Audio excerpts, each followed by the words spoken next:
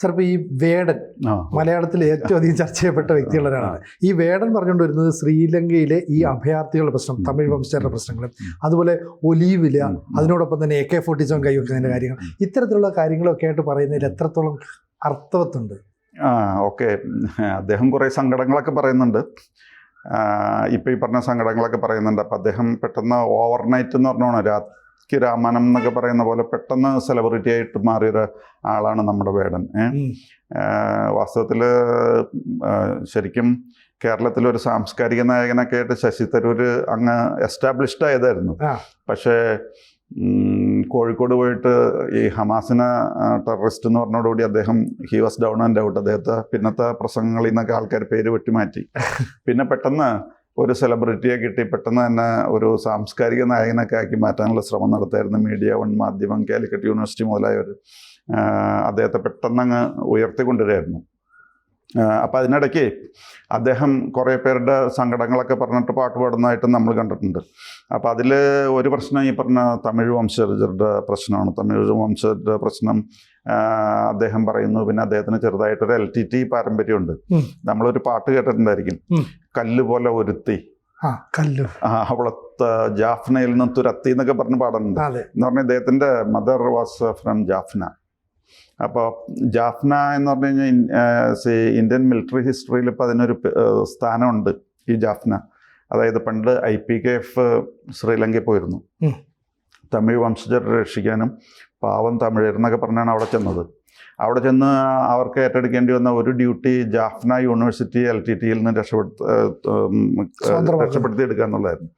അവിടെ ചെന്ന് കഴിഞ്ഞപ്പോൾ സിഖ് റെജിമെൻറ്റിൽ നിന്ന് ഒരു യൂണിറ്റ്, ഒരു ഗ്രൂപ്പ് ഓഫ് പീപ്പിൾ, സോൾജേഴ്സ് അങ്ങോട്ട് പോയി.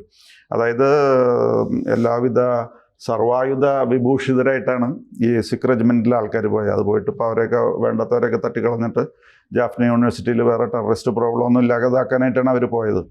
പോയി കഴിഞ്ഞ് അധികം കഴിയുന്നതിന് മുമ്പ് ഒരാൾ ഈ സിഖ് റെജിമെൻറ്റിൽ തിരിച്ചു വന്നു എന്നുള്ളതിൽ കഴിഞ്ഞിട്ട് തിരിച്ചയച്ചു എന്ന് പറയണതായിരിക്കും ശരി. കാരണം എന്താണെന്ന് വെച്ച് കഴിഞ്ഞാൽ ഈ സിഖ് റെജിമെൻറ്റിൽ നിന്നും ജാഫ്ന യൂണിവേഴ്സിറ്റിയിൽ പോയ എല്ലാവരെയും തമിഴർ കൊന്നളഞ്ഞു.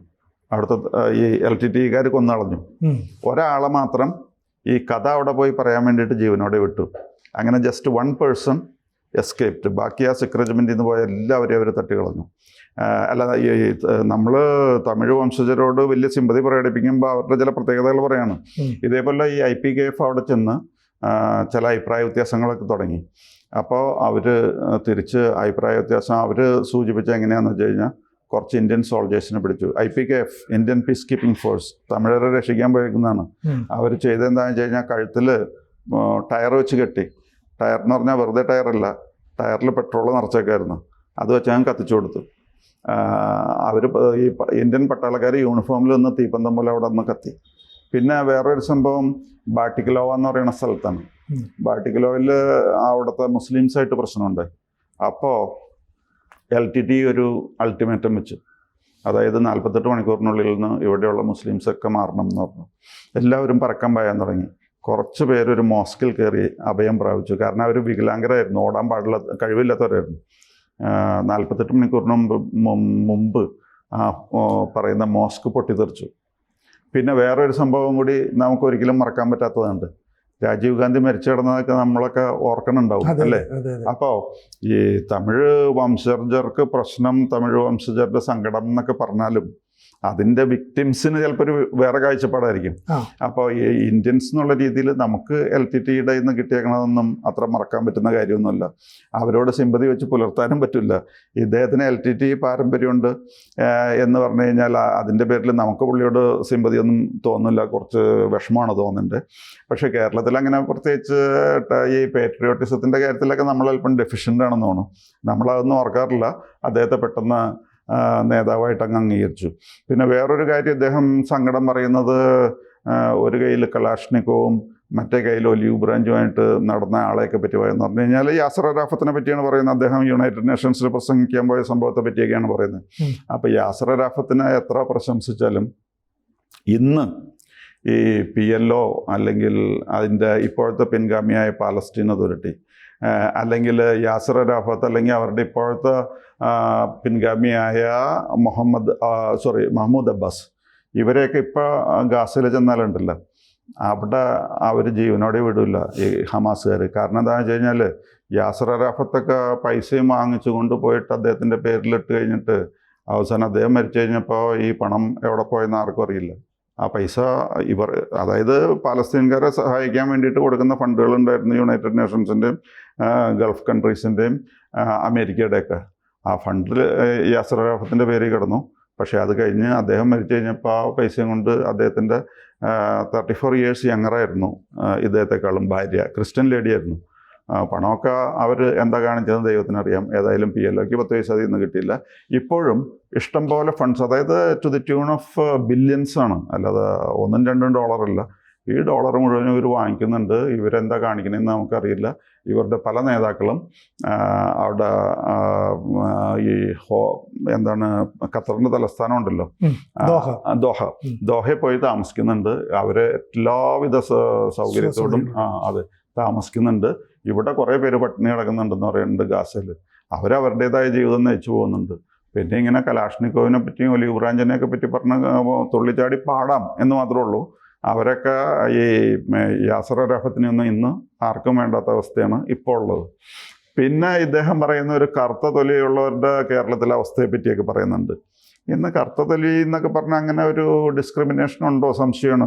ഒരാൾക്ക് നമുക്ക് അങ്ങനെ കാണാനേ ഇല്ല. അതായത് കഴിവുണ്ടെങ്കിൽ നമ്മൾ അംഗീകരിക്കും. ഇപ്പോൾ ഉദാഹരണത്തിന് KR നാരായണൻ്റെ ജാതി നോക്കിയിട്ടല്ല നമ്മൾ. അദ്ദേഹം ഇന്ത്യയുടെ പ്രസിഡൻ്റായിരുന്നു. അതേപോലെ അദ്ദേഹം അമേരിക്കയിൽ ഇന്ത്യയുടെ അംബാസഡറൊക്കെ ആയിട്ട് സേവനം അനുഷ്ഠിച്ചിട്ടുള്ളതാണ്. അപ്പോൾ അദ്ദേഹത്തിൻ്റെ കഴിവുകൾ നമ്മൾ അംഗീകരിക്കുന്നു. അതിൻ്റെ പേരിൽ അദ്ദേഹത്തെ നമ്മൾ വളരെ ആരാധനയോടുകൂടി കാണുന്നു. അല്ലാതെ അദ്ദേഹത്തിൻ്റെ മറ്റ് ബാക്ക്ഗ്രൗണ്ടല്ല നമ്മൾ അന്വേഷിക്കുന്നത് KR നാരായണൻ്റെയൊക്കെ കേസിൽ. അതേസമയം KR നാരായണനെ ഈ നിലയിലെത്തിക്കുന്നതിന് വളരെ കാര്യമായ പങ്ക് വഹിച്ച ഒരു വ്യക്തിയാണ് ഒരു വെള്ളക്കാരൻ ഹാറോൾഡ് ലാസ്കി എന്ന് പറഞ്ഞ ലണ്ടൻ സ്കൂൾ ഓഫ് എക്കണോമിക്സിലെ ഒരു പ്രൊഫസറുണ്ട്. വാസ്തവത്തിൽ അദ്ദേഹമാണ് ഈ ജവഹർലാൽ നെഹ്റുവിനൊരു കത്ത് റെക്കമെൻഡേഷൻ കൊടുത്തയച്ചത്. വെള്ളത്തൊലിയുള്ള ആളാണ്. അതേപോലെ ഇപ്പോൾ IM വിജയൻ, അദ്ദേഹം ഒരു ഫുട്ബോളറാണ്. അദ്ദേഹത്തിന് മറ്റു യോഗ്യതകൾ നമ്മൾ അന്വേഷിക്കണില്ല. ഇന്ത്യയിൽ എല്ലായിടത്തും അദ്ദേഹത്തിനോട് റെസ്പെക്ട് കാണിക്കുന്നുണ്ട്. കേരളത്തിൽ അദ്ദേഹത്തിന് ആരാധകരുണ്ട്. സിനിമയിൽ അഭിനയിച്ചിട്ടുണ്ട്. അതെ, അത്രയും ഉന്നത സ്ഥാനത്ത് എത്തിയിട്ടുണ്ട്. പിന്നെ ബംഗാളിലാണെങ്കിൽ അദ്ദേഹത്തിന് ഭയങ്കര ആരാധകരുണ്ട്. അപ്പോൾ അദ്ദേഹത്തെ നമ്മൾ ബഹുമാനിക്കുന്നത് അദ്ദേഹത്തിൻ്റെ ഫുട്ബോൾ സ്കില്ല് കണക്കിലെടുത്തിട്ടാണ്. അല്ലാതെ അദ്ദേഹം ക്യൂട്ടിക്കോറയും അല്ലെങ്കിൽ ലാക്ടോ കലാമിനും മുഖത്ത് തേച്ച് നിറവുണ്ടാക്കിയിട്ടല്ല. അപ്പോൾ ഈ കറുത്ത തൊലിയുടെയൊക്കെ പ്രശ്നം പറയലും പിന്നെ അതേപോലെ ജാതിയുടെ പ്രശ്നമൊക്കെ പറഞ്ഞ് ഈ വേടനിങ്ങനെ സിമ്പതി പിടിച്ച് പറ്റേണ്ട ആവശ്യമില്ല. ഇവിടെ കഴിവുള്ളവരെ നമ്മൾ അംഗീകരിക്കുകയാണ് കേരളത്തിൽ. പിന്നെ ഇവിടെ ജാതി മേന്മ, സവർണ മേധാവിത്വം എന്നൊക്കെ പറഞ്ഞു കഴിഞ്ഞാൽ ഇപ്പോൾ ഇവിടെ എന്തെന്നാ ഒരു നമ്പൂതിരിയുണ്ട്. നമ്പൂതിരിയുടെ വീട്ടിൽ ചിലപ്പോൾ ഒരു മകനുണ്ടാവുള്ളൂ. അവന് ജോലി കിട്ടുമെന്ന ഒരു ഗ്യാരണ്ടി ഇല്ല. അതേസമയം അല്ലാത്തവന് ചിലപ്പോൾ 5-6 പേര് വീട്ടിലുണ്ടെങ്കിലും ജോലി കിട്ടാൻ സാധ്യതയുണ്ട്.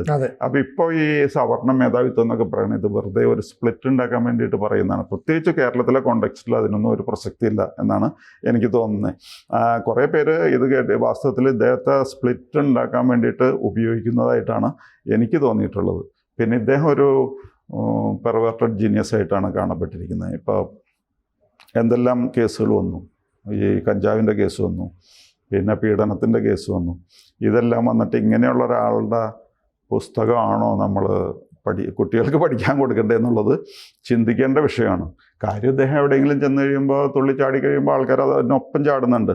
പക്ഷേ that is A fickle crowd. ഈ വേടൻ ഡാൻസ് ചെയ്യണ സമയത്ത് അടുത്ത റൂമിൽ ഏതെങ്കിലും ഒരു സിൽക്ക് സ്മിതേനെ അല്ലെങ്കിൽ ആ കാറ്റഗറിയിൽ ഒരാൾ ഡാൻസ് ചെയ്യാൻ പറഞ്ഞു കഴിഞ്ഞാൽ ജനം മുഴുവൻ അങ്ങോട്ട് ഓടിപ്പോകാൻ സാധ്യതയുണ്ട്. അത്രയ്ക്ക് ഫിക്കിളാണ് അവിടെ വരുന്ന ക്രൗഡ്. പിന്നെ ഇതിൻ്റെയൊക്കെ പേരിൽ ഇദ്ദേഹം ഇങ്ങനെ ഡാൻസ് ചെയ്യുന്നെന്നും പറഞ്ഞുകൊണ്ട് ഇവരുടെ ഈ പുസ്തകമൊക്കെ നമ്മുടെ യൂണിവേഴ്സിറ്റിയിലെ പിള്ളേരെ പഠിപ്പിക്കാൻ അല്ലെങ്കിൽ പഠിക്കാൻ നിർബന്ധിക്കുന്നത് വലിയ ഒരു തെറ്റായിട്ടാണ് എനിക്ക് തോന്നിയിരിക്കുന്നത്. പിന്നെ കുറേ പേരൊക്കെ ഇദ്ദേഹത്തെ കൊണ്ടു നടക്കുന്നുണ്ടായിരുന്നു. അവരുടെ വെസ്റ്റേൺ ഇൻട്രസ്റ്റ് കൊണ്ടാണ് അത് ചെയ്തിരുന്നതെന്നാണ് എനിക്ക് തോന്നിയിട്ടുള്ളത്. ചെറിയ കുട്ടികൾ, പെൺകുട്ടികളൊക്കെ അടക്കമുള്ളവരാണ് വലിയ ആകാംക്ഷയോടെ വലിയ ക്രൈസോടെ നോക്കി. ശരിയായിരിക്കും, അയാളുടെ പാട്ടുകളൊക്കെ നല്ലതായിരിക്കും, അയാളുടെ രീതിയിൽ. പക്ഷേ അയാളുടെ കാഴ്ചപ്പാട് മുന്നോട്ട് വെക്കുന്നതിന് പൊതുസമൂഹം പൂർണ്ണമായിട്ട് അംഗീകരിക്കണമെന്നില്ലല്ലോ അല്ലേ? അപ്പം എല്ലാവർക്കും വേണ്ടിയിട്ട് ഞാൻ കഷ്ടപ്പെട്ട് അല്ല അവർക്ക് വേണ്ടി നീതി നേടാൻ വേണ്ടി ചെയ്യുന്നതൊക്കെ പറയുന്നത്.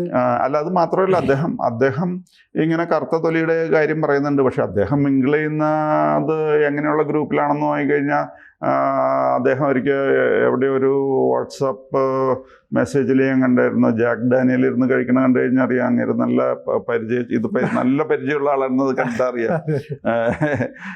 അപ്പൊ അതൊക്കെ കഴിച്ച് അങ്ങനെയുള്ള കമ്പനിയായിട്ടാണ് പുള്ളി മിങ്കിൾ ചെയ്യുന്നത്. പക്ഷേ ഈ സ്റ്റേജിൽ വന്ന് തുള്ളുമ്പോൾ മാത്രമാണ് ഈ ഉയർന്ന ജാതിക്കാരെ ചീത്ത പറയലും അതും ഇതൊക്കെ ഉള്ളത്. എന്തായാലും നമ്മൾ കുറേ പേര് ഇദ്ദേഹത്തിൻ്റെ കവിതയൊക്കെ പഠിപ്പിച്ച് നമുക്ക് നോക്കാം എവിടെ ചെന്നെത്തുന്നു. ഓക്കെ. കൂടുതൽ വാർത്തകളും വിശേഷങ്ങളും നിങ്ങളിലേക്ക് എത്താൻ ABC മലയാളം സബ്സ്ക്രൈബ് ചെയ്യുക, ബെൽ ബട്ടണും അമർത്തുക.